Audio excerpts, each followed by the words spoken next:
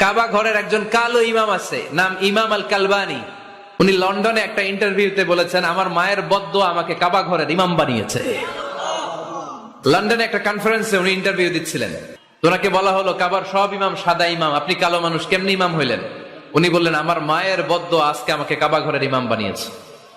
উনি বললেন, আমি ছোট্টবেলা অনেক বদের হাড্ডি ছিলাম, আমার মতো দুষ্ট আমার এলাকায় কোনো ছেলে ছিল না। মানুষের গালাগালি, মারামারি, দুষ্টামি, ভাঙচুর, চেঁচামেচি, চিৎকার, বিশৃঙ্খলা আমার মতো কেউ বেশি করতে পারতো না। কিন্তু আমার মা ছিল অনেক বড় আল্লাহওয়ালা।